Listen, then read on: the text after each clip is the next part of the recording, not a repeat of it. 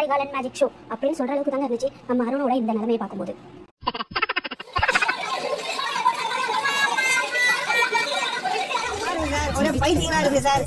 School task video ஆண்டிவேன்னு சொல்லிட்டு கடைசியில ஒரு பைத்தியக்கார வீடியோ கொண்டுட்டு வந்திருக்க அப்படின்னு தானே கேக்குறீங்க. நானும் அப்படிதான் மக்களே ஆர்வத்தோட காத்துட்டு இருந்தேன். நம்ம சாண்டியன சீசன் பெஸ்டா இல்ல இப்ப வந்திருக்க சீசன் பெஸ்டான்னு இன்ட்ரெஸ்டா வெயிட் பண்ணிட்டு இருக்க நேரத்துல என்ன ஸ்கூல் டாஸ்க்னு நம்மளோட சேர்ந்து இன்னொரு குரூப்பும் வெயிட் பண்ணிட்டு இருந்துச்சு. வேற யாரு, பிக் பாஸ் கண்டஸ்டன்ஸ் தான். அப்படி என்ன டாஸ்க் கொடுக்க போறாங்க அப்படின்னு மண்டையை பிச்சுட்டு உட்கார்ந்து அவங்களே குதூகலமா குதிக்கிற அளவுக்கு வந்துச்சு ஸ்கூல் டாஸ்க். அப்படி என்ன இந்த ஸ்கூல் டாஸ்க்ல ஸ்பெஷல்னு மட்டும் கேட்காதீங்க, ஒண்ணுமே இல்லைன்றதான் மன வருத்தமான ஒண்ணு. சரி, எப்படியாவது இவங்கள்ட்ட கண்டென்ட்டை புடிங்கிறனோட பிக் பாஸும் நாமளும் சேர்ந்து போராடுற போராட்டம் இருக்கே, அப்பப்பா கண்ணுல இருந்து ரத்த கண்ணீரே வந்துடும் பாத்துக்கங்களேன். ஆனா நம்ம கண்டஸ்டன்ஸ்லாம் செட்டை பார்த்த உடனே என்னமோ இப்பதான் பிறந்த குழந்தை எல்கேஜி கிளாஸ்க்கு போற மாதிரி ஆளாளுக்கு செட்டில் ஏறி விளையாட ஆரம்பிச்சிட்டாங்க. செட்டை அங்கங்க உடைக்க ஆரம்பிச்சிட்டாங்க. ஒரு வழியா நம்ம கேர்ள்ஸ் அண்ட் பாய்ஸுக்கு யூனிஃபார்ம் ஒன்று மாட்டி ஸ்டூடெண்ட்ஸ் போல எல்லாரையும் ரெடி பண்ணி கொண்டு வந்து அசம்பிளின்னு வந்து ஒண்ணுல நிப்பாட்டிட்டாங்க. அப்பாடா டாஸ்க் ஸ்டார்ட் ஆயிடுச்சு, இனிமே ரகல தான் அப்படின்னு மட்டும் நினைச்சிடாதீங்க. அதான் இல்ல. ஆமா, ஸ்டூடெண்ட்லாம் செலக்ட் பண்ணியாச்சு, டீச்சர்ஸ்லாம் செலக்ட் பண்ண வேணாமா? டீச்சர்ஸ் இல்லாத ஸ்கூல் எப்படி? அதனால தாங்க பிரின்சிபல், வைஸ் பிரின்சிபல், தமிழம்மா, வாட்ச்மேனு, பிடி சார், வார்டனு, அதுலயும் முக்கியமா மாரல் டீச்சர் எல்லாரையும் செலக்ட் பண்ணிட்டாங்க. ஒரு வழியா ஆசிரியர்கள்லாம் செலக்ட் பண்ணிட்டாங்க. அப்புறம் என்ன, பாடம் எடுக்கிறது தானே, பாடம் எடுத்திருப்பாங்கன்னு நினைக்கிறீங்களா என்ன? ஒரு அளவுக்கு நம்ம தமிழம்மா கூட நல்ல கிளாஸ் எடுத்தாங்க. அதுக்கப்புறம் இந்த காதல் பாடம் தாங்க ஜெகஜோடியா போச்சு.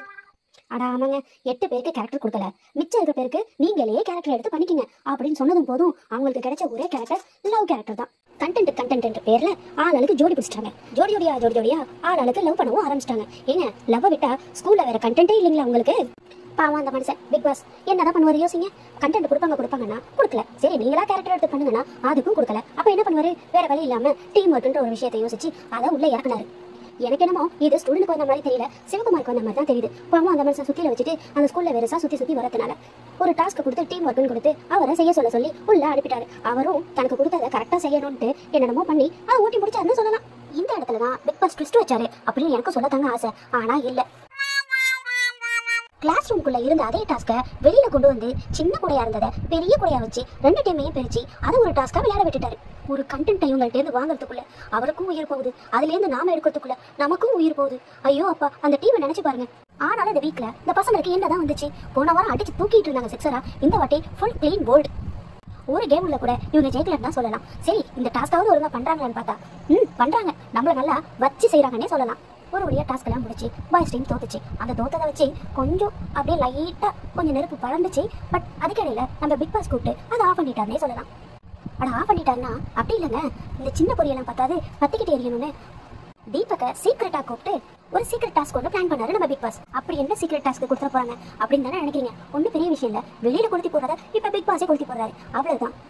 உள்ள நீங்க ஸ்டூடெண்ட்ஸ் எப்படி வேணாலும் இருக்கலாம், நல்லா என்ஜாய் பண்ணுங்க. டீச்சர்ஸ் சொல்றதெல்லாம் கேட்காதீங்க, ஃபுல்லா ஃபன் பண்ணுங்க. டீச்சர்ஸை திக்கு முக்காட வைக்கிறதுக்கு என்னெல்லாம் பண்ண முடியுமோ அதெல்லாத்தையும் செய்யுங்க. அவரும் வெயிட் பண்ணி பார்த்தாரு, ஒன்றும் பெருசா நடத்துற மாதிரி இல்லை. அதனால அவரே சிறப்பா செஞ்சு வச்சுட்டானே சொல்லலாம். சும்மா இருந்தவருக்கு கொம்புசி விட்ட கதையா தான் இப்போ ஆகி போச்சு. உடனே நம்ம சீனியரும் சும்மா இருந்த பொம்மைங்களுக்கு கீ போட்டு விட்ட மாதிரி செஞ்சிருந்தாரு நம்ம பிக் பாஸ்.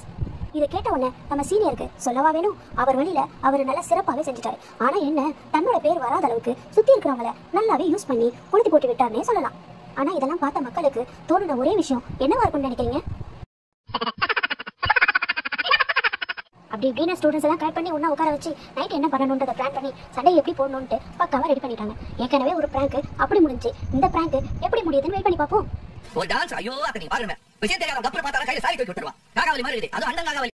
அப்படி ஒரு ஆட்டம் அந்த பக்கம் ஆடிட்டு இருக்கும்போது இங்க பிளானை எக்ஸிக்யூட் பண்ண ஆரம்பிச்சிட்டாங்க. அது வேற யாரும் இல்ல, நம்ம ராணாவும் பவியும் தான்.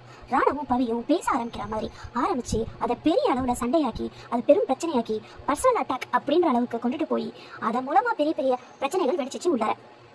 இது எல்லாத்துக்கும் நம்ம சீனியரும் அதுக்கு மேல உள்ள நம்ம பிக் பாஸும் தானே தெரியாத அளவுக்கு வீட்டுல உள்ள டீச்சர்ஸ்லாம் பிக் பாஸ் சொன்ன மாதிரியே திக்கமுக்க ஆடிட்டாங்கன்னே சொல்லலாம். பண்ணது என்னமோ பிராங்க் சண்டை தான், ஆனா அதுக்கு நடந்தது இருக்கேன் எப்பா பிரச்சனையை எப்பயும் சால்வ் பண்ணா போதுன்னு மஞ்சரி நின்று கத்த அதுல எஃபெக்ட் ஆன மஞ்சரி அழுகிறத பார்த்ததுமே 2 பேரும் மஞ்சரியை சமாதானப்படுத்துறாங்க.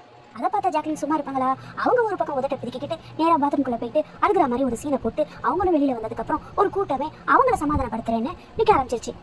எப்பவுமே ஜாக்லின் அழுகையா இருந்தாலும் சமாதானமா இருந்தாலும் கண்டக்டா இருந்தாலும் பிரச்சனையா இருந்தாலும் முக்கியமா நல்லவங்க அப்படின்னு பேரா இருந்தாலும் மெயினா வின்னிங் அப்படின்றதா இருந்தாலும் தனக்கு மட்டுமே வரணும்னு ஒரு எண்ணத்தோடய அந்த வீட்டுக்குள்ள சுத்துவாங்க போல. இடவு வீடு அந்த டாஸ்கா குணமா இருக்கும். எந்த இடமா இருந்தாலும் சரி மானிய மரியாதை எனக்கு தான் கிடைக்கும். கிட்டத்தட்ட ஜாக்லினோட பிஹேவியர் இப்படிதான் இருக்கு வீட்டுக்குள்ள அப்படின்னு நான் சொல்லல, பாக்குறவங்க சொல்றாங்க. இந்த ஜாக்லிஸுக்கு என்னதான் பிரச்சனை அப்படின்னு கேக்குறீங்க. பின் என்னங்க, எல்லாரும் இங்க ஜோடி ஜோடியா சுத்திட்டு இருக்காங்க. பிரின்சிபல்ல இருந்து வைஸ் பிரின்சிபல்ல இருந்து எல்லாரும் ஜோடி ஜோடியா சுத்தும் போது நம்ம ஜாக்குக்கு கோவம் வரமா வராதா? அவங்களுக்கு ஒரு ஜோடியை கொடுத்துருக்கணுமா இல்லையா? பிக் பாஸ் பிரின்சிபல் வரைக்கும் ஜோடி கொடுத்த பிக் பாஸ் தனக்கு ஒரு ஜோடி கொடுக்கல. எல்லாரும் ஜாலியா சுத்திட்டு இருக்கும்போது எல்லாருக்கும் நான் சமைச்சு போட்டுட்டு தனியா நின்றுட்டு வேலை பார்க்கணும்ட்டு அதுக்கு ஒரு காரணத்தை சொல்லி சூப்பராகவே சமாளிச்சாங்க. அதை விட அழுதே சாதிச்சுக்கிட்டாங்க. சொல்லுங்க, சீனியர் எனக்குமே சீனியர் தான். ஜாக்லின் போறது பக்காவான டிராமான்னு அன்னைக்கு நைட்டே கூடுன அந்த சோஃபால விஷயம் தெரிஞ்சிருச்சு. சோஃபால எல்லாரும் கூடி உட்காந்து பேசும்போது கரெக்டா சம்பந்தமே இல்லாதவங்க அழுது எனக்கு இன்னமும் டவுட்டா தான் இருக்கு. இவங்க அழுக வேண்டிய அவசியமே இல்லையே. அவங்க அழுகிறதுக்கு முன்னாடி அவங்க நல்லா சிரிச்சு பேசிட்டு தான் இருந்தாங்க. அதுலயும் மஞ்சரி அழுகும் போது நல்லா சிரிச்சு பேசிட்டு தான் இருந்தாங்க. திடுதிப்புன்னு இவங்க ரியாக்ட் பண்ணி அழுதுதான் எனக்கு டவுட்டா இருக்கு. ஒருவேளை மஞ்சரி அழுதுனால இவங்களும் ஒரு டிராமாவை போட்டுட்டாங்களோ அப்படின்னு கரெக்டா சீனியர் கடிச்சிட்டாரு. ஒரு வழியா சண்டை முடிஞ்சு மறுநாள் வேக்கப் சாங் எல்லாரும் ஒரு ஆட்டத்தை போட்டதுக்கு அப்புறம் அவங்க வேலையை, அதாவது ஸ்டூடெண்ட்ஸ் வேலையை ஆரம்பிச்சாங்க. இதுக்கிடையில நடுச்சாமத்துல நம்ம ஆனந்தி அவங்களோட திருட்டு வேலையை கரெக்டாவே செஞ்சாங்க. அவங்களுக்கு கொடுத்த கேரக்டர் திருட்டு கேரக்டர்ன்றதுனால தூங்காம கண்ணை வெளிச்சு பரம்பரை திருடி போலவே அங்க உள்ள எல்லா திங்ஸையும் எடுத்து ஒளிச்சு வச்சு அதை ஒரு பிரச்சனையாக்கி காலையில ஒரு பெரிய பிரளயமே உண்டு பண்ண பிளான் பண்ணாங்க. பிளான் பண்ணபடியே பக்காவா நடந்து முடிஞ்சது.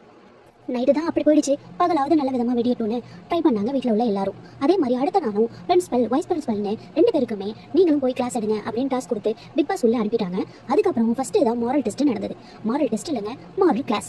மாரல் கிளாஸ்ல நேற்று தான் ஒன்றும் பெருசாக நீங்கள் கேட்கல, இன்னைக்காவது ஒரு கிளாஸ் எடுக்கிறன்ற பேரில் எதனா பண்ணுங்கன்னு ஆரம்பிச்சு விட்டாரு டாஸ்க்கை நம்ம பிக் பாஸ். நம்ம ஜாக்லினும் கிளாஸ் எடுக்கிறன்ற பேரில் வன்மத்தை கூட்டிகிட்டு இருந்தாங்க. கொஞ்சம் நல்லாவே எல்லாரையும் இன்னும் சொல்ல போனால் ஒவ்வொருத்தனையும் தனித்தனியாக கூப்பிட்டு அவங்க வன்மத்தை காட்ட ஆரம்பிச்சிட்டாங்க. ரொம்ப சீரியஸாகவே அவங்கள பர்சனல் அட்டாக் பண்ணாங்கன்னே சொல்லலாம். இதில் ஹர்ட் ஆன தீபக் பொறுத்துக்க முடியாமல் நேராக போய் பிரின்சிபல் அண்ட் வைஸ் பிரின்சிபல்கிட்ட கம்ப்ளைண்ட் பண்ணிட்டாங்க. கம்ப்ளைண்ட் பண்ண உடனே அந்த சின்ன விஷயத்த பெரிய விஷயமாக்கி அவங்க ஏதோ ஸ்டூடெண்ட்டாக விளையாட்டுக்கு பேச போனதை அவங்க சீரியஸாக எடுத்துக்கிட்டு அது ஒரு பெரிய பிரச்சனையாகவே ஆக்குனாங்க. அதை தொட்டு ஓடி போய் பாத்ரூமில் உட்காந்து அழுது புரண்டு இது சம்பந்தமா பேசினாலும் குத்தம் பேசாட்டே குத்தம் அப்படின்னு ஒரு முடிவுக்கு வர அளவுக்கு ஆயிப்போச்சு. ஆக மொத்தத்துல தப்பு என்னவோ ஜாக்லின் மேல, ஆனா பழி எப்போதுமே அடுத்தவங்க மேல ஈஸியா போட்டுறாங்க.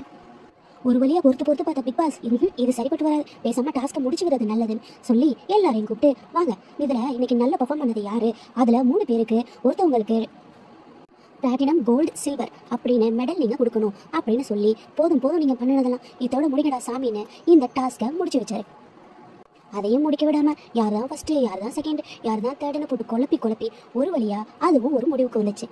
அப்பயும் முடிச்சு விட்டாங்கன்னு பாத்தீங்களா? அதாங்க இல்ல, ரியாவையும் சத்யாவையும் ராணவையும் ஃபர்ஸ்ட் பர்ஃபார்மன்ஸ்ன்ற மாதிரி அவங்கள சூஸ் பண்ணிட்டாங்க. ரியா உடனே என்னடா அது என்னோட பொறுப்பே நடந்த எல்லா தப்பையும் கொண்டு வந்து சொல்றதுதான், ஆனா இவங்க என்ன ஃபர்ஸ்ட் பர்ஃபார்மன்ஸ் ஆக்கிட்டாங்க அப்படின்னு சொல்லி அவங்க ரொம்ப கோவப்பட ஆரம்பிச்சிட்டாங்க. சத்யா கிட்டையும் ஆனந்தி கிட்டையும் சுத்தி இருக்கிறவங்க கிட்டையும் ஏன்பா இந்த ரயான் என்னப்பா பண்ணாரு, அவருக்கு எதுக்குப்பா தேர்டு, முத்துவுக்கு ஃபர்ஸ்ட் கொடுத்தாங்க, சரி சாஞ்சனாவுக்கும் ரயானும் என்ன பண்ணாங்கன்னு அவங்க செகண்ட் தேர்டு கொடுத்தாங்க, என்னத்தை அப்படி செஞ்சுட்டாங்கன்னு சொல்லி ரியா பயங்கரமாவே கோவப்பட்டாங்க. சத்யாவும் ரியாவும் பேசிட்டு இருக்கும்போது எவ்வளவோ நாம பண்ணிருப்போம், எவ்வளவு முக்கியமா என்னோட கேரக்டரை நீங்க எல்லாம் நடக்கிற தப்ப கொண்டு வந்து சொல்றதுதான், ஆனா அவங்க அதை போய் ஏதோ ஒரு பர்ஃபார்மன்ஸ் அப்படி இப்படின்னு நம்மளை பிடிச்சிட்டு கத்துறாங்க அப்படின்னு ரியா அதே மாதிரி கோவப்பட ஆரம்பிச்சிட்டாங்க. அவங்க கோவப்படுற மாதிரியே அங்கேயும் சில விஷயங்கள் நடந்துச்சு. அப்போ ரியா ஒரு வார்த்தை சொன்னாங்க, ஒருவேளை காக்கா பிடிச்சதுனால அவங்க 2 பேருக்கும் கொடுத்துட்டாங்களோ அப்படின்னு. அப்படி யார் காக்கா பிடிச்சிருப்பா அப்படின்னு கேக்குறீங்களா? நம்ம ரயானும் சஞ்சனாவும் தான். ரயானும் சஞ்சனாவும் ஜாக்லினுக்கு அவங்க சுற்றி இருக்கிறவங்களுக்கும் காக்கா பிடிச்சதுனால இப்போ அவங்களுக்கு ரிவார்டு, எனக்கு கொடுத்த வேலையை நான் கரெக்டாக செஞ்சேன் ஆனா எனக்கு வர்ஸ்ட் பர்ஃபார்மன்ஸ் அப்படின்னு ஆதரப்பட்டாங்க. அம்மா ரியா அப்படி பார்த்தா சத்யாவும் ராணவும் அப்படி ஒரு பர்ஃபார்மன்ஸ் கொடுத்தாங்க, அடிச்சு கிழிச்சிட்டாங்கன்னே சொல்லலாம். ஆனா அவங்களுக்கே கடைசியில தண்டனை தானே கொடுத்தாங்க. 100 டைம்ஸ் அதை எழுதிட்டுவாங்க இதை எழுதிட்டுவாங்கன்னு பாவம் தானே அவங்க. அந்த வகையில தான் நீங்களும் சிக்கிட்டீங்க. ஆனா ஒரு விஷயம் கிளியர் ஆயிடுச்சு. ஆக மொத்தம் வீட்டுக்குள்ள ஜாக்லினை காக்கா பிடிக்கிறவங்க மட்டும்தான் அந்த வீட்டுல நிலையா இருக்க முடியும்னு சொல்லாம சொல்லிட்டீங்க. ரியா நீங்க கடைசியா பிக் பாஸ் பொறுத்து பார்த்துட்டு போதுண்டா சாமி விடுங்கடா ஆள அப்படின்னு சொல்லி டாஸ்க் இதோட முடிஞ்சிருச்சு அப்படின்னு சொல்லி முடிச்சிட்டாரு. அப்பாடான்னு இருந்தது அவங்களுக்கு இல்ல, பாக்குற எங்களுக்கு. ஒரு வழியா இந்த 3 நாள் என்ன நடந்தது அப்படின்றத கொஞ்சம் லென்த்தாவே சொல்லி முடிச்சிட்டேன்னு நான் நினைக்கிறேன். எதுவும் மிஸ் பண்ணியிருந்தாக்கா சாரி. அப்புறம் மறக்காம இந்த மாதிரியான இன்ட்ரெஸ்டிங் விஷயங்களுக்கு என்னுடைய சேனலை சப்ஸ்கிரைப் பண்ணிக்கோங்க. அப்புறம் இதே மாதிரி ஒரு வீடியோவில் உங்களை நான் சந்திக்கிற வரைக்கும் till then bye bye மக்களே.